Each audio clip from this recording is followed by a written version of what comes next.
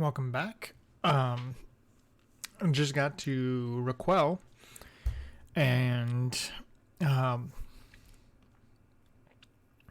yeah, got a lot of stuff to do in this town, and then we're gonna be moving on. I did look ahead just a little bit on what I'm gonna be doing in the town, so a good portion of this video might be taken up by me reading a certain chapter of a certain book by 3 and 9, or of 3 and 9.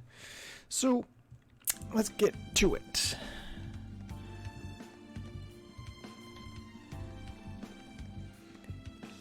All right, this is the other side. Yep. Okay, first things first. I'll make sure I can read my guide.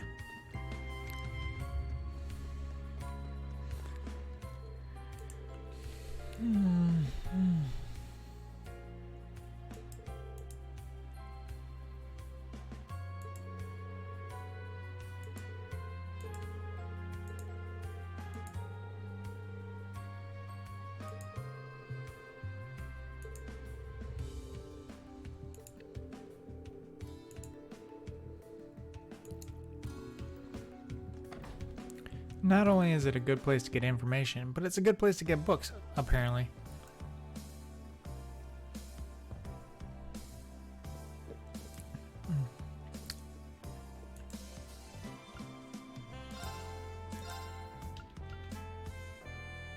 Oh.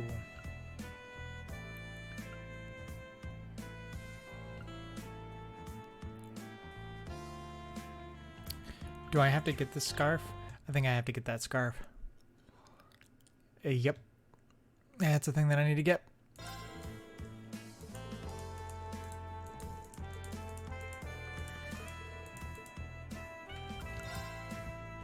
Okay. But the first thing first. Apparently, they're up here.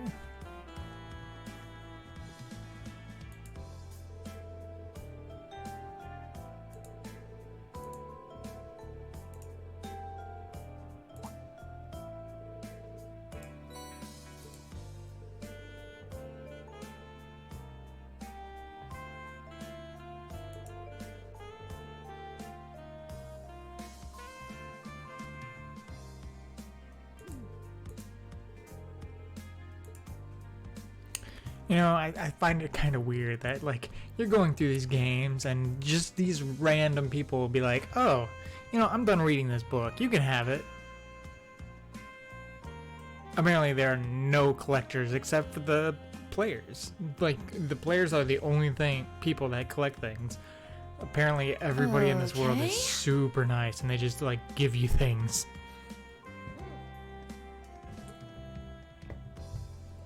It'd be nice.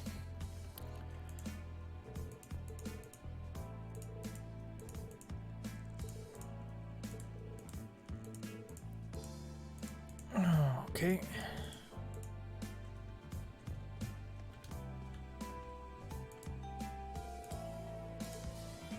Oh, Stan.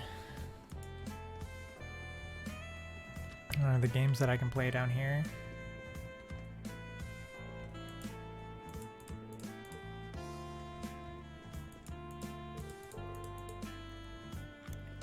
Can I play any games?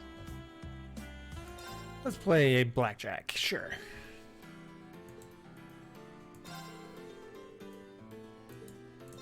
Oh, come on.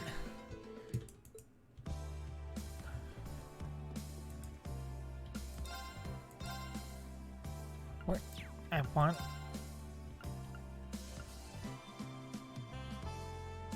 Oh. Let's get 100. I think 100 will be just fine, I think. Let's save it just in case. If 100 is not enough. Blackjack.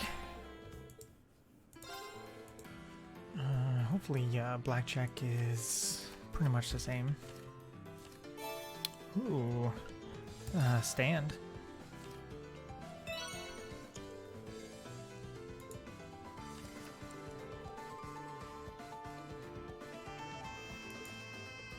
Yeah, sure. Ooh.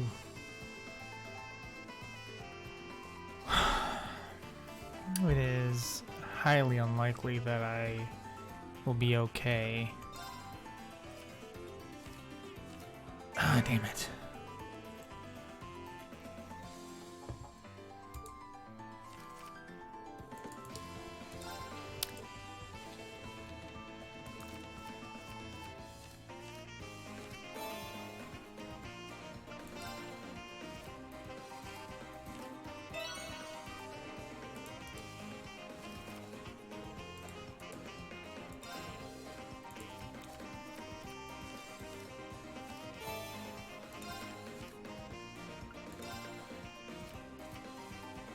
Whoa. What? Oh my god.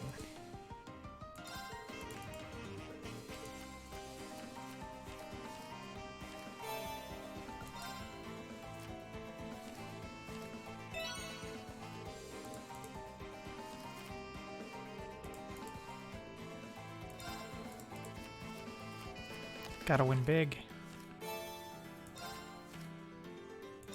Come on. Oh, come on.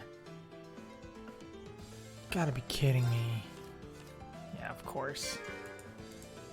Fuck you.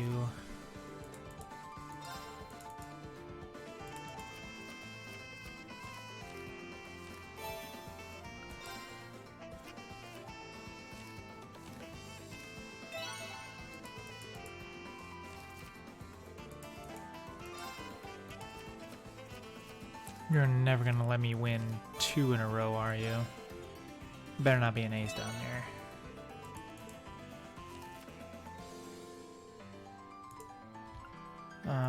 No. I wanna have more coins than I started out with. Thanks. You probably already have something better. Ah.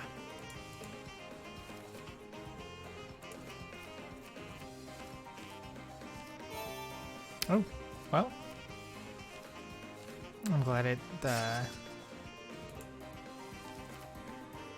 glad I don't have to do anything for that.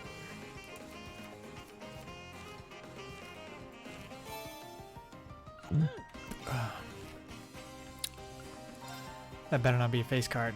Fuck.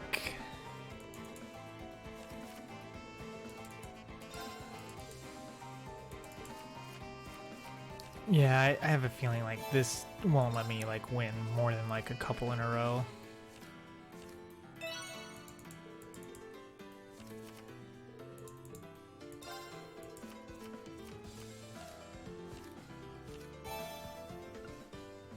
Oh, can I split? Of course. Can't let me win 2 in a frickin' row. Come on.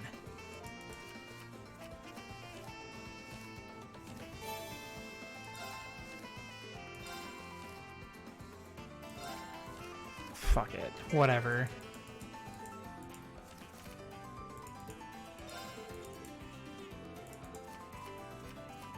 You know, in a real casino, I don't think the odds are this bad.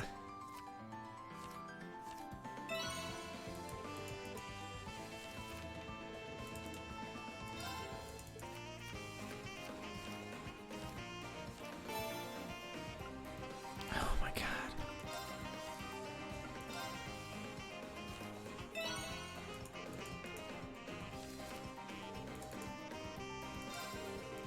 It definitely won't let me win this one. I guarantee it.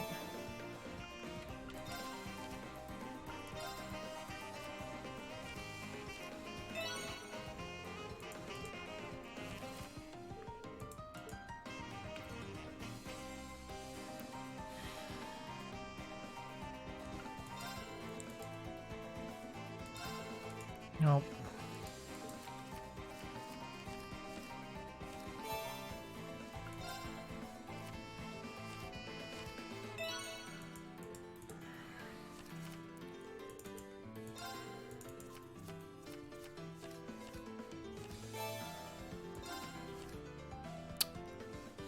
God.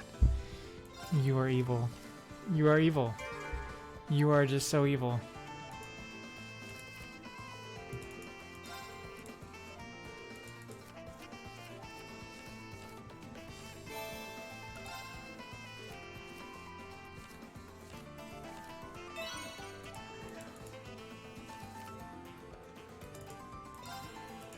Yep, I need to get that 480. There's no way that I was gonna win after hitting and getting a 3 or higher. Finally. Now, only do that like 3 rounds later. Not on the first frickin' turn.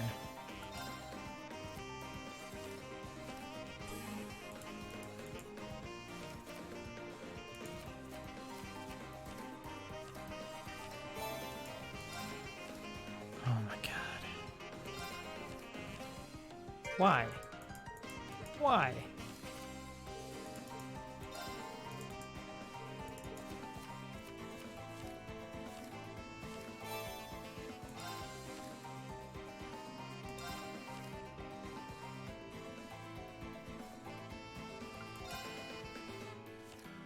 Yep. Had no chance.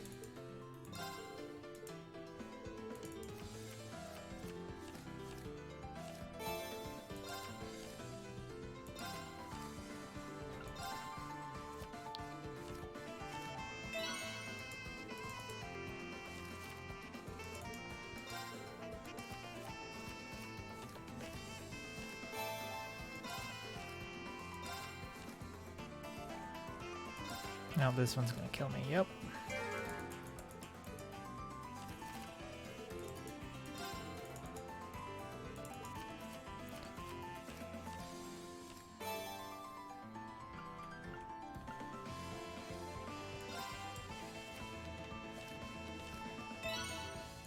Ha, beat you with a 9.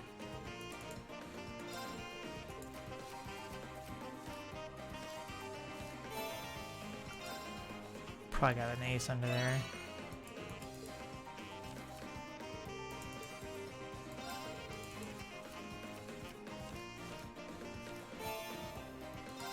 Oh, got a hit.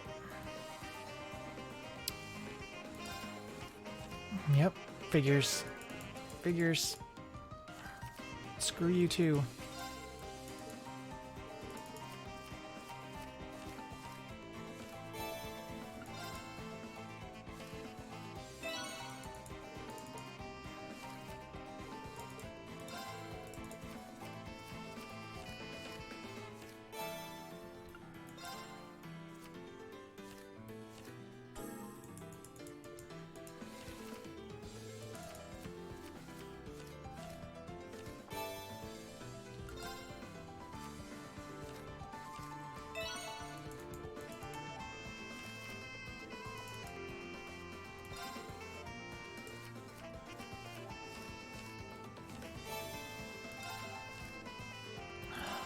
So close.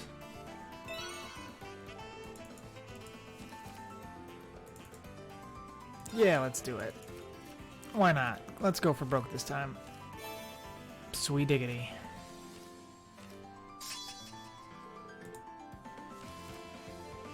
Oh, do I stay here? Ooh.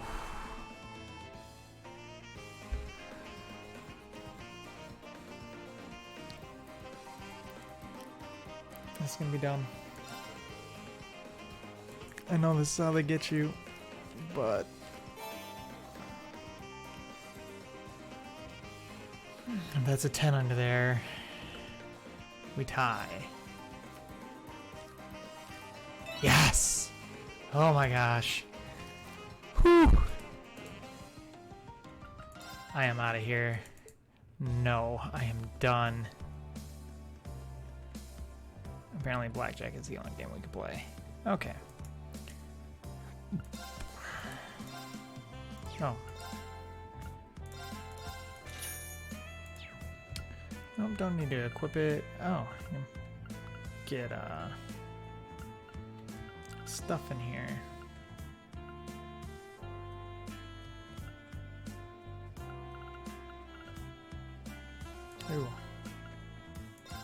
we'll buy a couple of those because I'll need those later.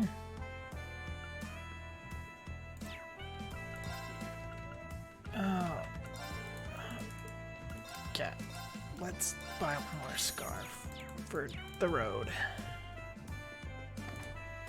Alright, done with that. No more gambling. Jeez, that was rough.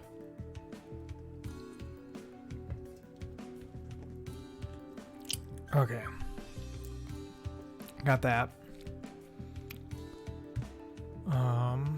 Got the magic scarf and did some extra stuff, so I'm good with that.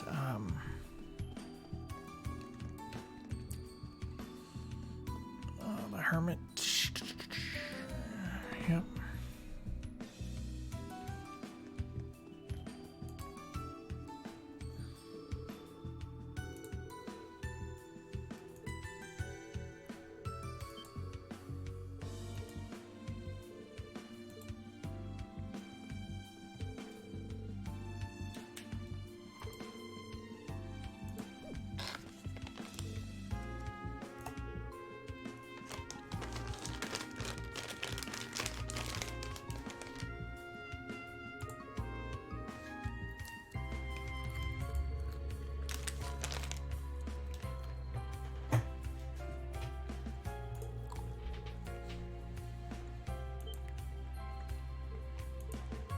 Aha.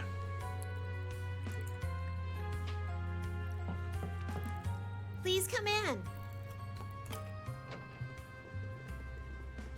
The fortune teller.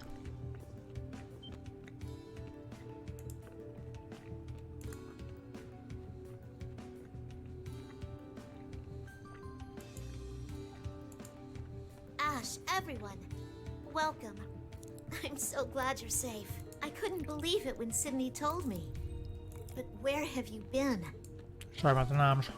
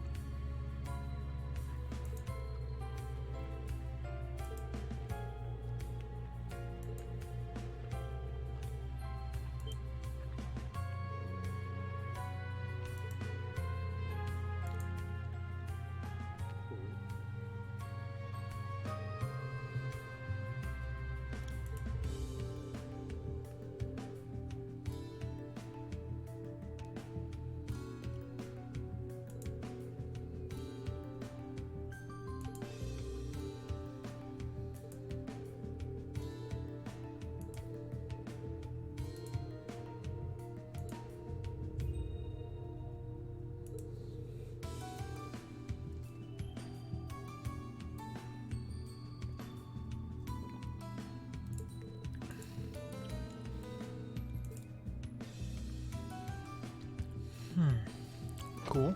Cool.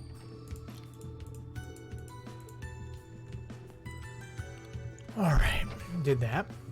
Gonna get the...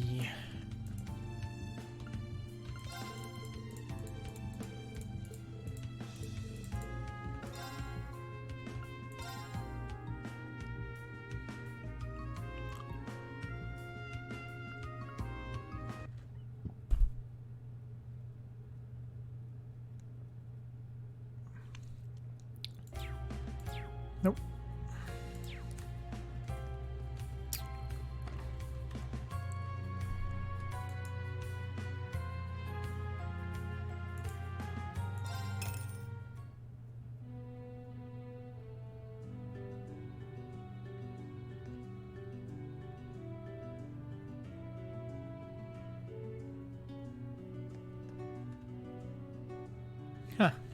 It's cool that they have a jukebox that like plays music.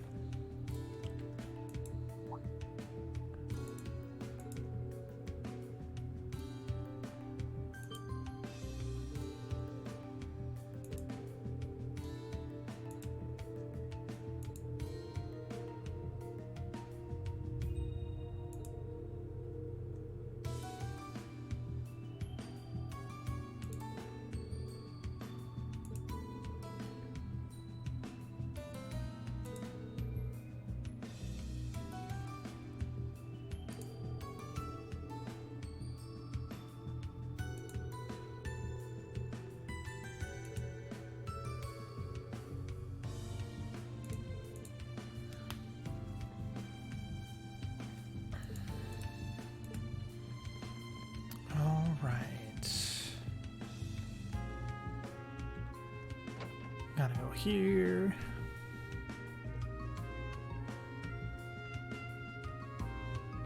Talk to the sister. Who's gonna know who Ash is?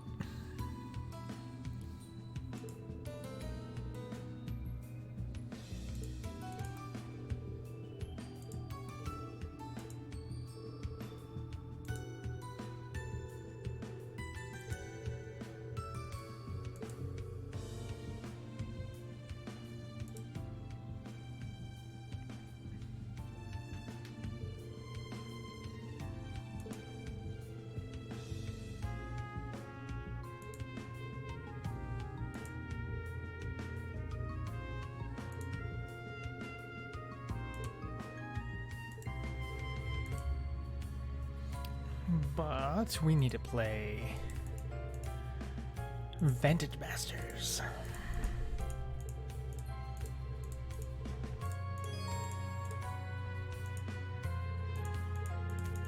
Oh, alright, I need to press a different button. There we go. Let's see.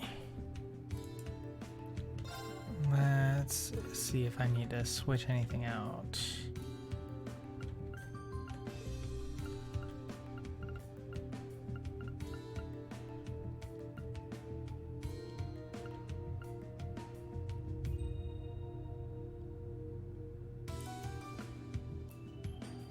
Ooh, I could put Blixes in my deck.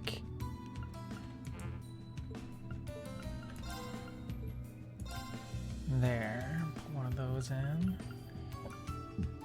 You know what?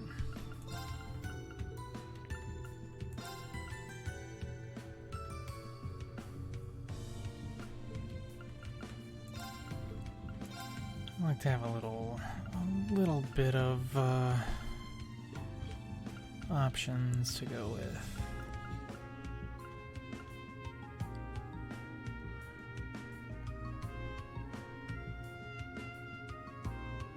Nice. So you got fighter, got ranger, got sister.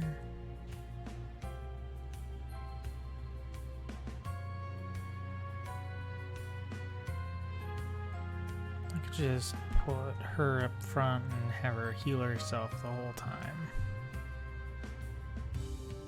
Yeah. And then I just put my ranged units in the back.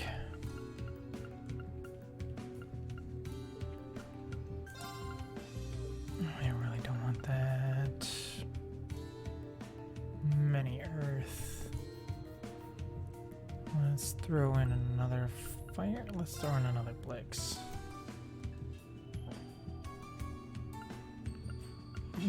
Boy,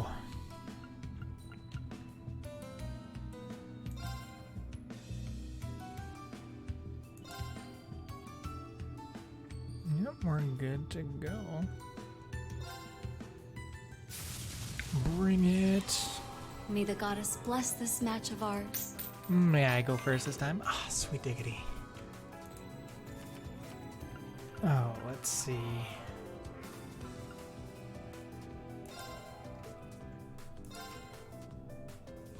Okay.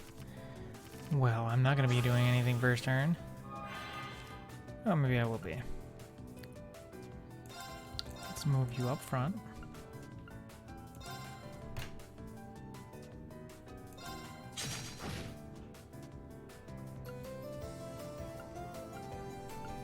Then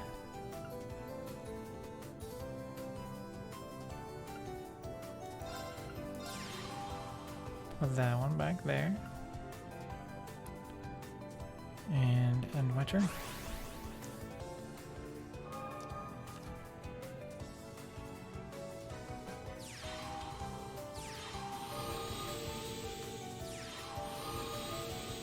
Wow. Jeez.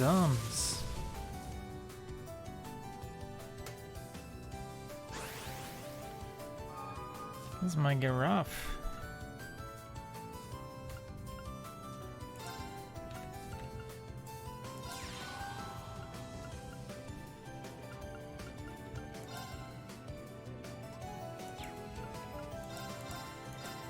Let's get rid of that fire guy. Let's put you up front, just to put you up front. Yep, I'm not gonna do that. Oh, no, I want to enter, yes.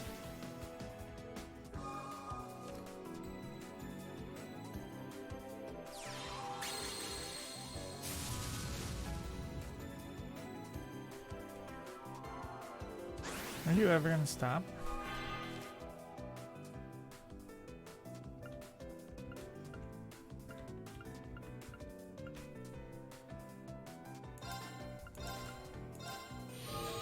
There we go.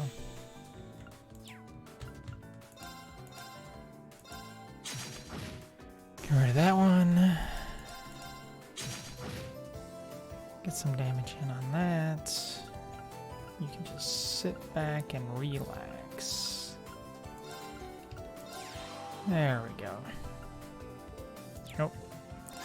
Keep hitting the wrong button.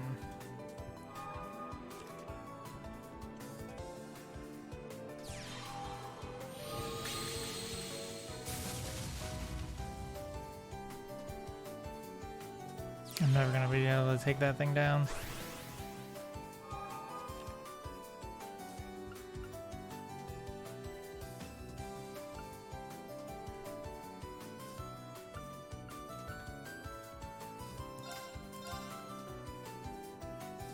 Sure.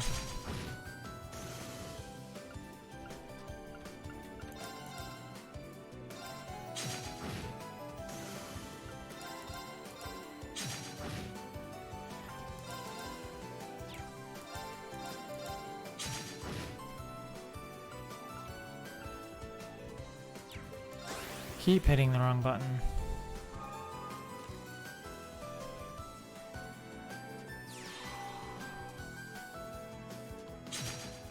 Oh.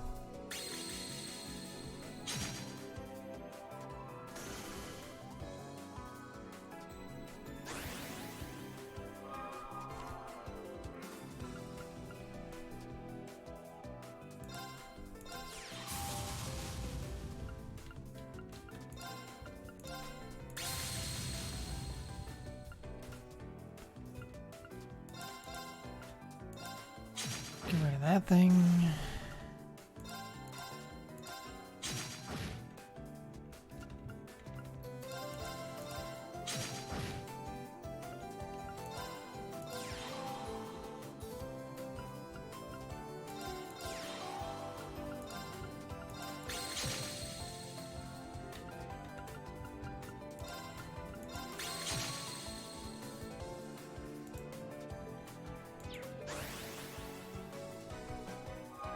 Wow, this is in the bag.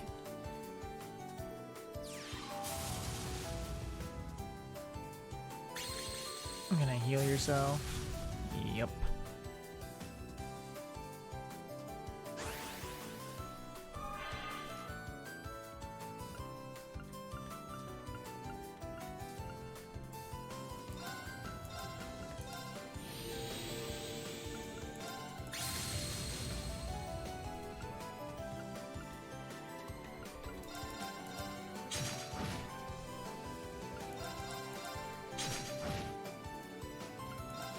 Hopefully next turn I can make the final move. Oh, I could have buffed up my person a little bit more.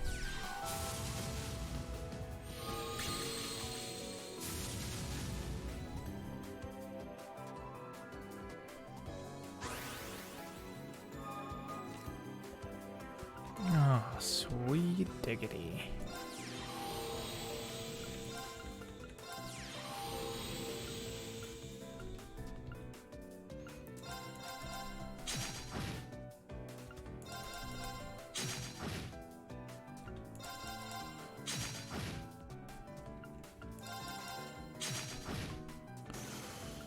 Your sacrifice is worth it.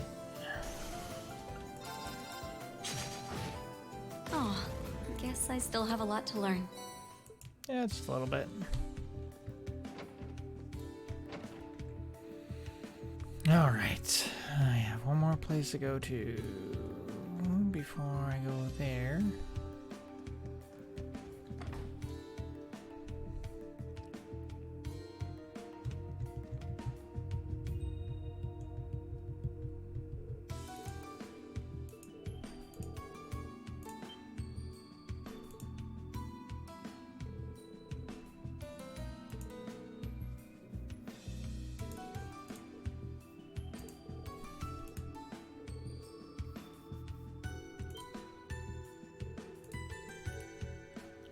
Yeah, so much for that disguise and having nobody notice me.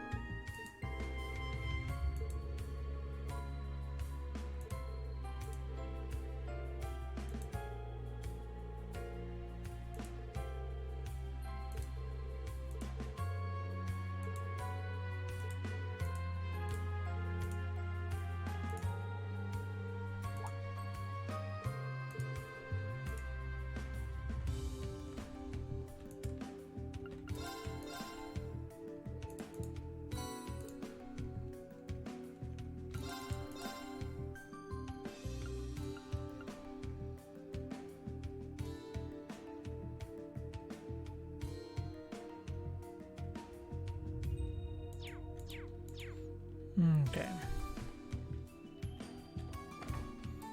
All right, now that that's done.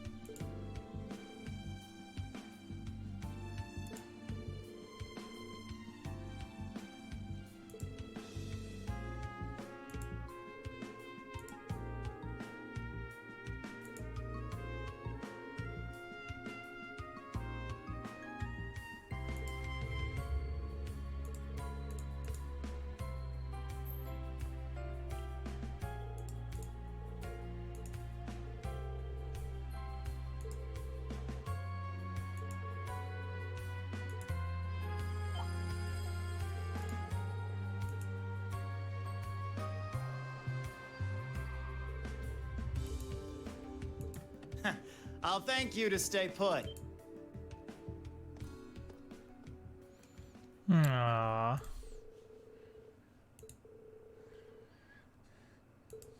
Yep.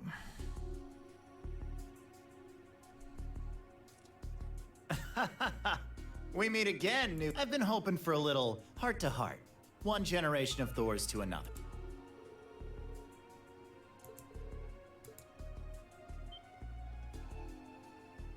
Oh, we could totally take these guys.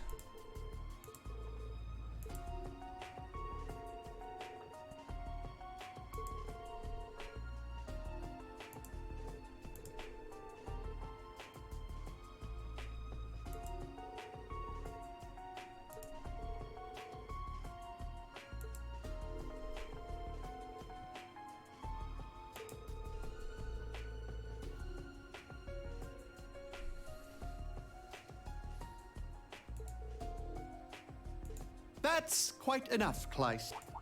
Cool. Hahaha.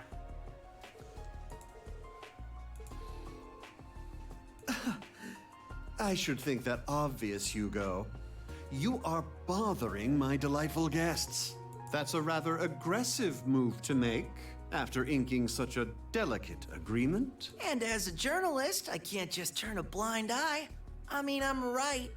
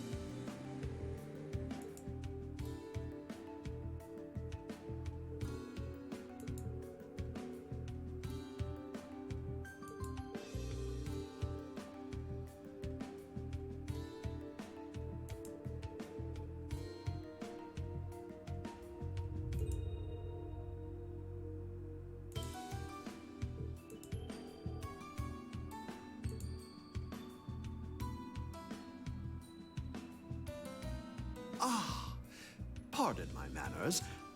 I am indeed Vincent Florald, the eldest son of Count Florald, a proud Thor's alumnus and consummate hunter of love.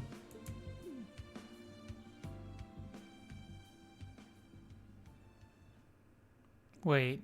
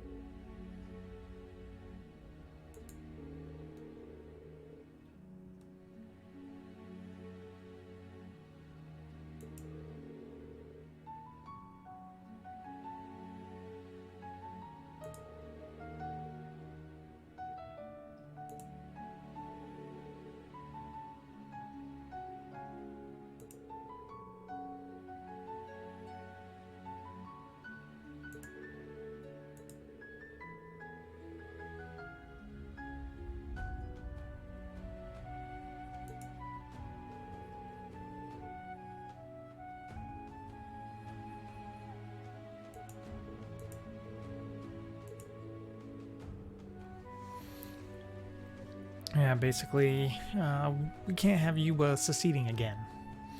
Because there was a civil war in the second game, and nobles wanted to take over, and that didn't go so well for them.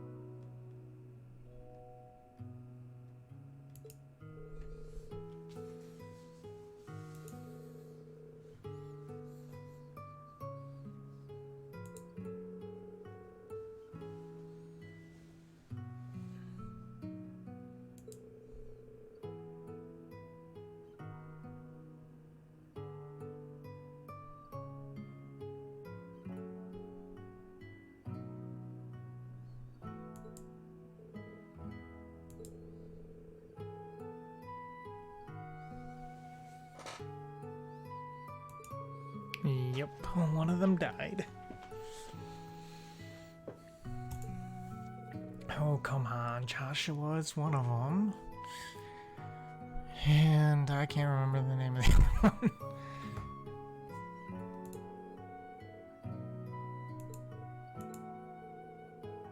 He was a pretty high-ranking enforcer, too.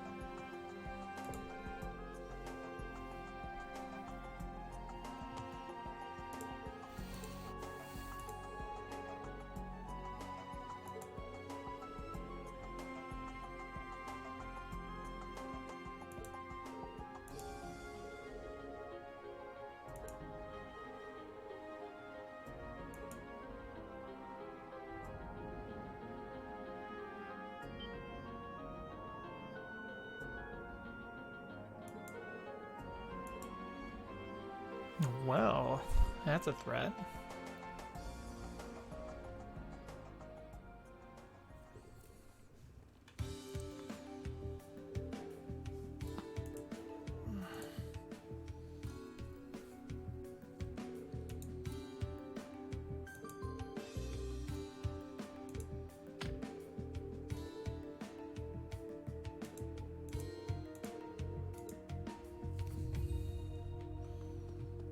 And then let's see.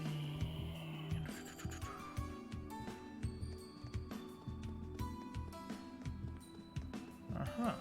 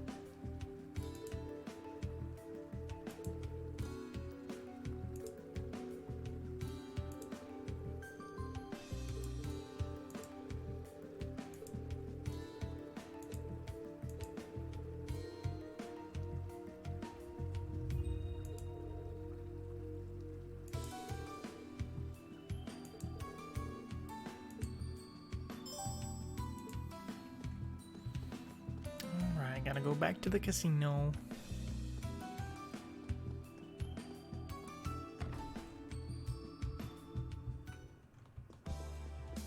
I believe he was upstairs. Do I need to talk to you first?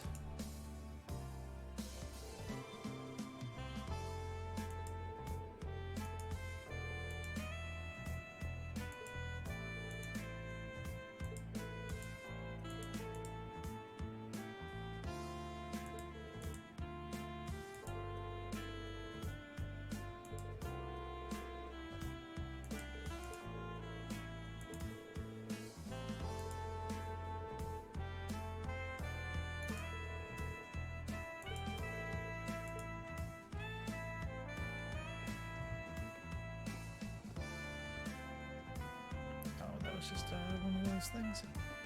Alright, I thought I saw another thing.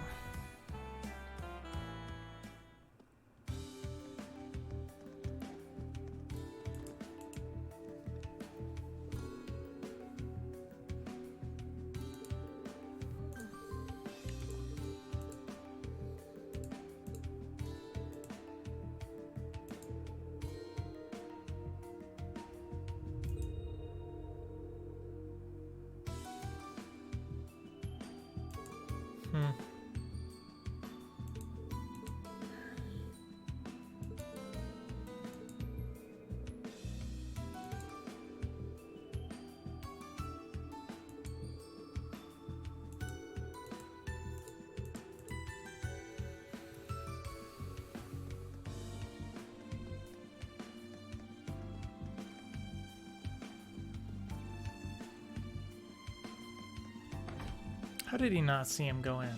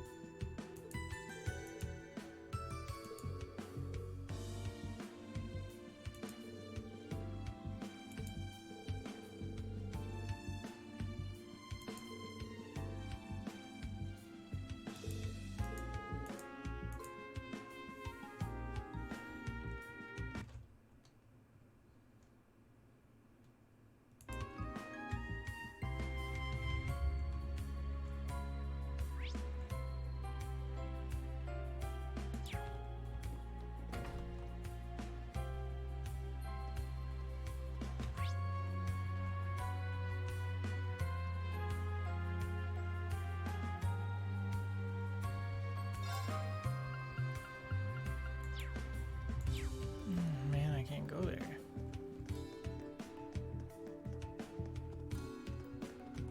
Do I have to talk to somebody in order to...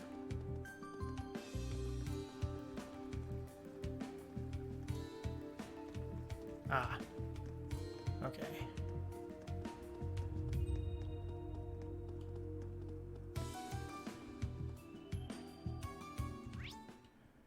There we go.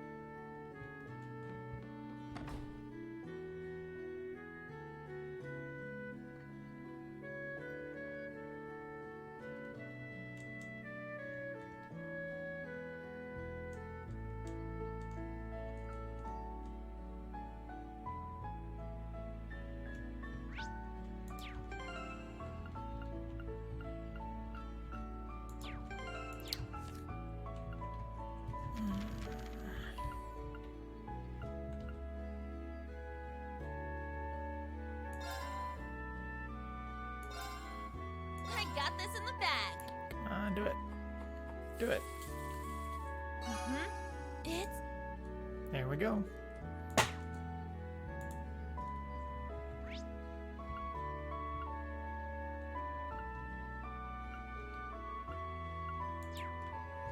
Alright. Turn in that side quest.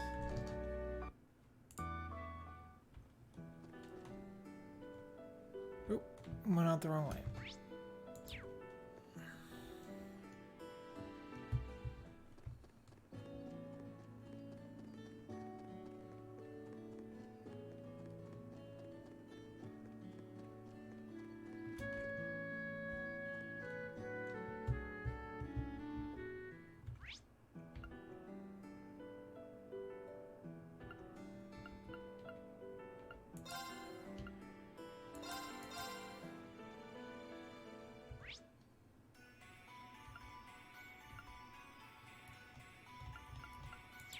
Wow. Well, I'm gonna have to run back. Or ride? Run. Looks like I'm running.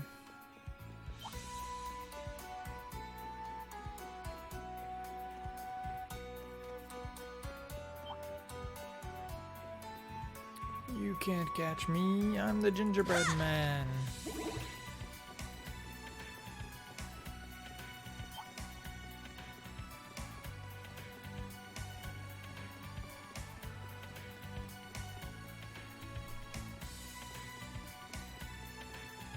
Oh no, I left town and came back. He's going to see me in town again.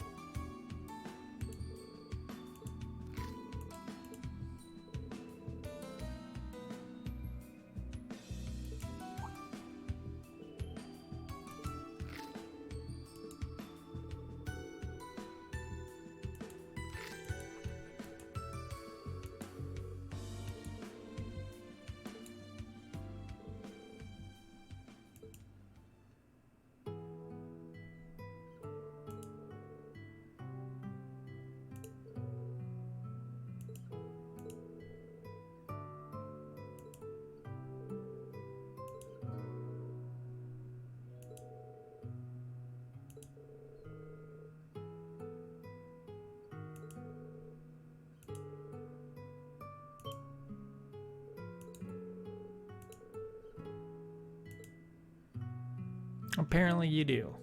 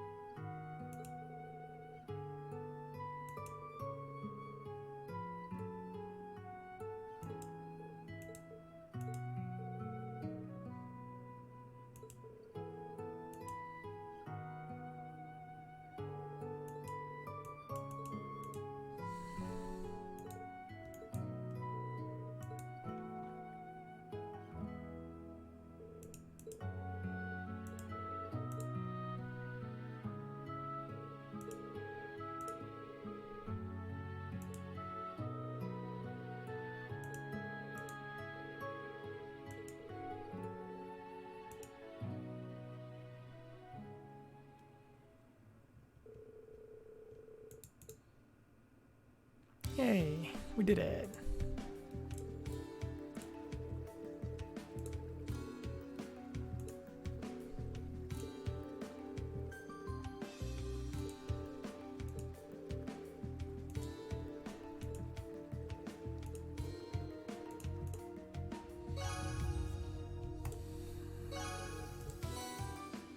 Oh, sweet diggity.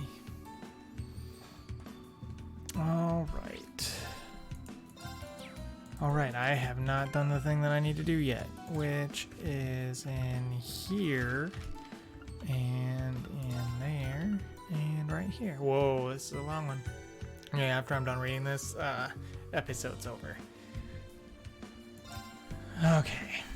Inside the room was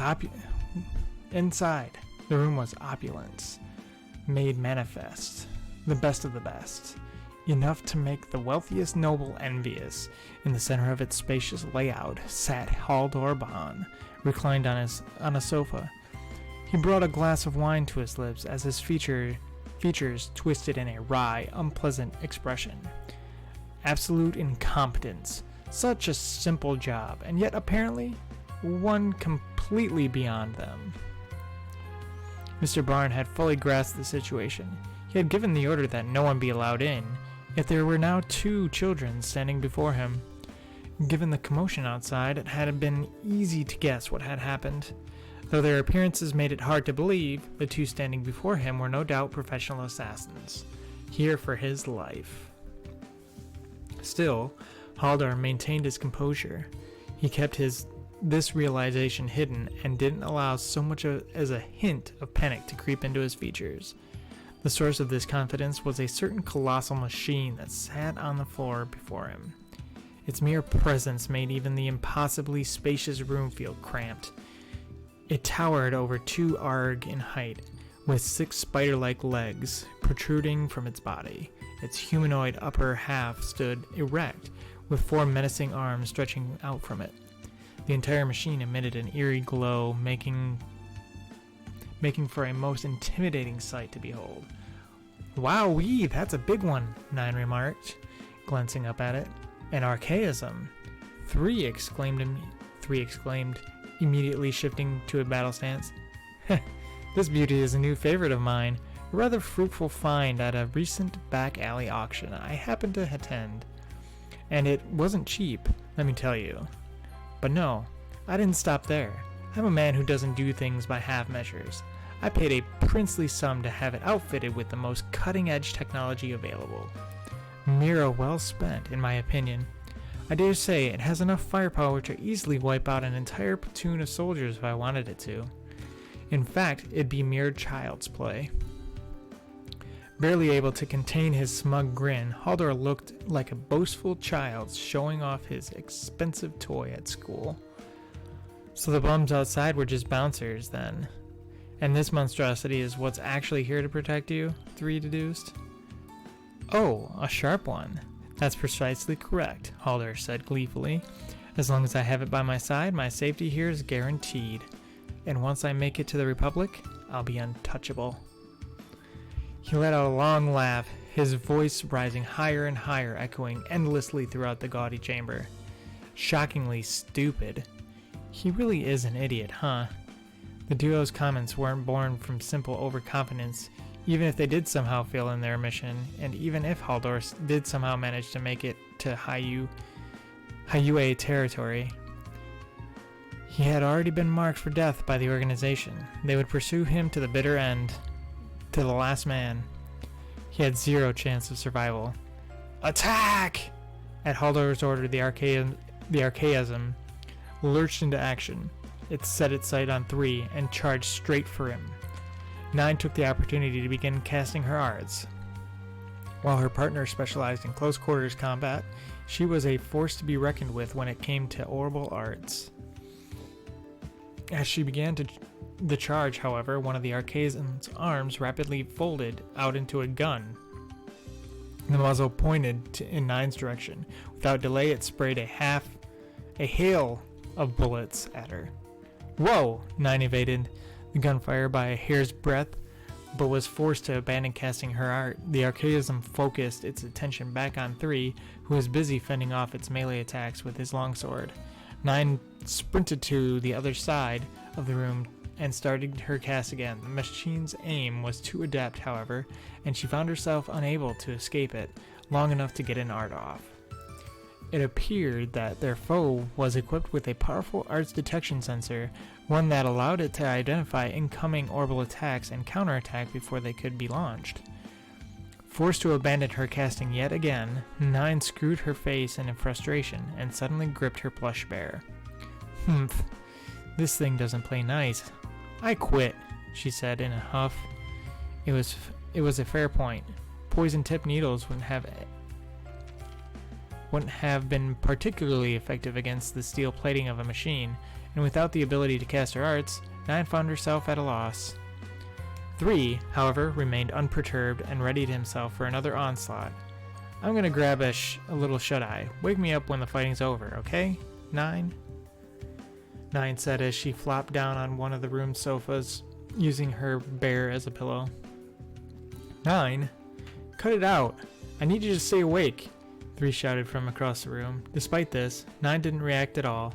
As she dozed, the archaism seemed to disregard her as a threat and fully focused its attention on 3. Its forearms transformed into a sword, a lance, an axe, and a gun, proceeded to launch a relentless string of attacks at the already overwhelmed assassin. 3 leapt out of the way as the machine's sword arm cut an arc through the air, only to then see the lance rocketing towards him. He narrowly avoided it, but his escape path was blocked by a mighty swing of the axe. Meanwhile, the archaism had its gun trained in Haldor's direction. Even in the heat of combat, it prioritized protecting its master against any approaching threats. Swift movements and deft swordplay were the foundation of 3's combat style, but they were of little use against such a powerful machine. The archaism was simply too fast, and its attacks were both explosively powerful and aimed with deadly precision. Further, its 6 legs afforded it perfect balance, and its multiple arms allowed it to launch attacks faster than 3 could keep up. To his irritation, 3 found his skill set completely useless against the metal monstrosity. Sure, he was a better fit for the task than 9, but only by a slim margin. Regardless, he continued to fight, both blades flashing as they moved to intercept his foe. The sheer number of attacks coming at him forced 3 to focus entirely on defense. He parried, dodged, and deflected the relentless wave of strikes, biding his time, waiting for the machine to leave an opening for him to strike with his long sword. This violent dance continued on for some time. 3 had managed to land a number of blows to the machine's body and arms, but each had resulted in no more than a metallic twang, as his blade was repelled by its solid metal armor. It's no use, child. That armor was specially commissioned, and your pathetic little butter knives don't have a snowball's chance in Gehenna against them. Haldor's mocking tone grated on 3's nerves. It was made worse by the fact that it was clearly he wasn't lying. 3's attacks had been completely ineffective so far. Still, 3 had yet to suffer any wounds. Given how things were going, though, it was only a matter of time before he was slowly worn down. Analysis complete. 9 suddenly began speaking, apparently having woken up from her nap. Still lounging on the sofa, she continued, her voice flatter and more precise than usual. Arms, joint 1, down 5 reg. Legs, joint 2, up 3 reg. Waist, rotation axis center. Left side of chest, up 2.5, or 2/5, left 1/5. The first response was not 3, but Haldor. The first to respond was not 3, but Haldor. You little wench! How did you do that? He was flustered, clearly shocked that 9 had figured out the archaism's structural weak points. 9 slowly rose from the sofa and reverted back to her usual drawl, sleepily rubbing her eyes as she spoke. I could tell by the sound it takes a bit of concentration, though. Pure disbelief was etched into Haldor's face. 3, on the other hand, looked as composed as ever. He had known from the start what 9 was doing. He was simply buying time until the analysis was complete. S, now. Right. 3 readied himself and rushed the archaism. His swordplay swifter than ever, a veritable tornado of slashes and stabs. Each of his attacks hit upon one of the weak points that 9 had pointed out.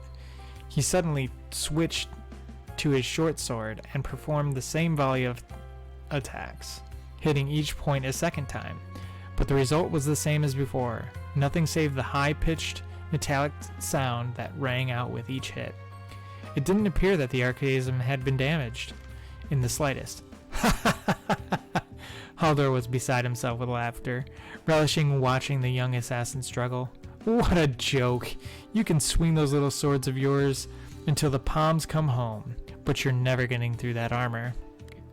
all part of the process. Letting this simple reply linger in the air, 3 lined up his sword with the empty section in the base of his longsword. The 2 blades locked into place, becoming a single weapon, their sharp edges lining up perfectly. At first glance, it would be difficult to tell the 2 were ever anything other than a single sword.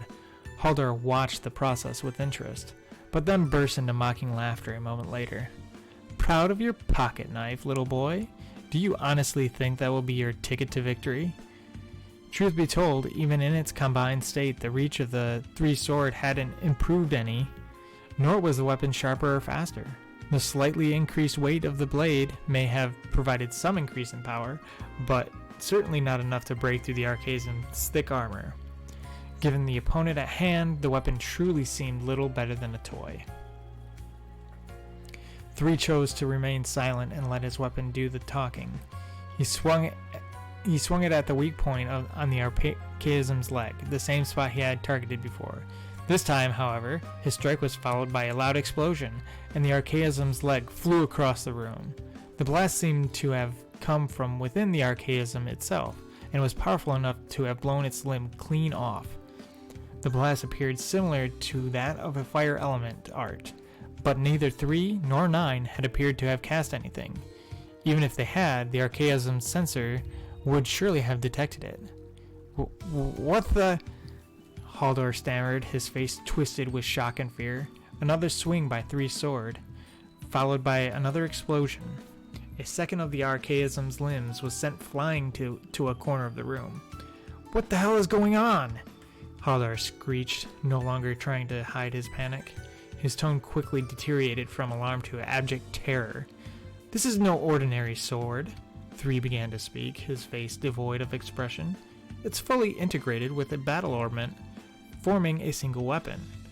Well, strictly speaking, I suppose it's closer to an ordinary ornament than a battle ornament. As he spoke, he continued his attack, his swordplay not pausing for even a second. An ornament with a single function, a controlled explosion on points I designate. However, its activation requires each blade to have separately made contact with the integrated area, the intended target area. You can think of the marks as targeting coordinates, essentially.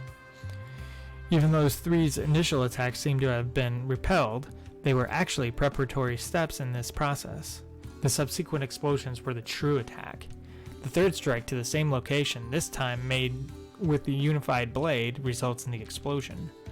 The location and timing specifications were complicated, as was the use of the specialized ornament in conjunction with some automated processing. The end result was an instantaneous cast time, however. If the wielder was skilled enough, they'd be able to launch powerful arts attacks without the need for any charge-up period. It was in this ability that the true value of 3's weapons lay. But having suffered an enormous amount of damage from the rapid arts strikes unleashed on it, the Archaism began throwing sparks in all directions. It began to dawn on Haldor that victory was no longer an option for him, and he began desperately looking for a means of escape. Stop fighting and get me out of here now, he ordered the Archaism in a shrill yell. Reacting to its new orders, the machine quickly rotated its torso and began moving toward him. I don't think so, a lazy voice called from across the room. During the commotion, its remaining spider-like legs had been bound with a complex web of steel wire, rendering it immobile. This is the end. 3 quickly struck its remaining weak points in rapid succession.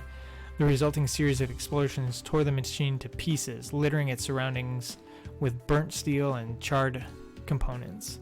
When the smoke had cleared, the room was so filled with broken parts it was more scrapyard than sweet. What? I think it was more sweet than scrapyard. Oh, wordplay. What remained of the Archaism's body ceased all functions and collapsed, its chassis mangled beyond recognition. 3 deftly wove his way through the junk scattered at his feet, silently moving toward Haldor. Stay back! A pitiful squeak escaped Haldor's throat as he scrambled backward away from the approaching assassin. There was nowhere to run, however. 3's mission was nearing its end, yet he didn't feel happiness, or even relief. He took a step closer. He felt his sword suddenly grow heavy in his hand. He forced himself to take another step. His legs felt like they were encased in concrete.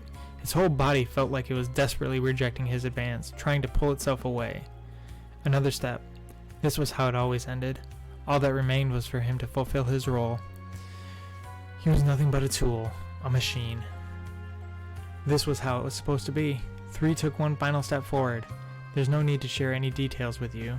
Still, I figure you at least deserve to know who's ending your life.